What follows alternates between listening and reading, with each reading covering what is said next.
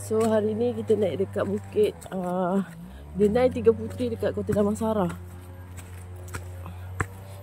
Mula-mula dia dah bagi dululah. Bagi naik. Tu je nak cakap sekarang. Kita sampai arrow yang ke tak tahu tu berapa? Kita ke mana? Kita ke puncak Denai Tiga Puteri. Ke kiri ni. Ke kiri. Nampak titik. Tu. Nak sampai dah ni kot. Baru berapa minit nak sampai. Ikutkan dia adalah berapa kilometer tah. Ikutkan dia berapa kilometer lah trek ni? 3 kilo kot. Ke 6.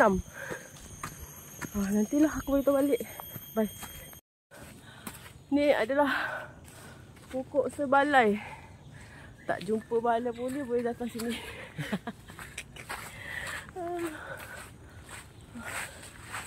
Jauh lagi kot. So 1.5 kilometer lagi. Jom. Dah 1,5 kilo. Kita mula gerak pukul apa dia? Dah 31 minit dah. 31 minit.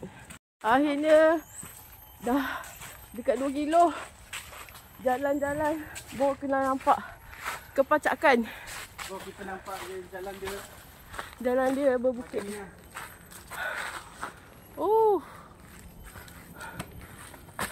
Kena hati-hati ni. Jom. Besar pokok. Cuba Bi duduk kat situ tengok. Siapa lagi besar? Mana ni?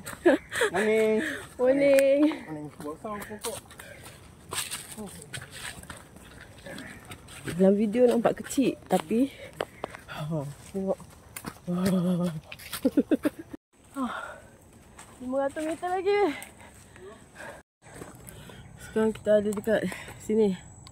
So peaknya kat sini. Kita dah gerak. Aku tak tahu dari mana. Sini. Kita dari sini tadi. Dah 2.66 kilo. Sambung.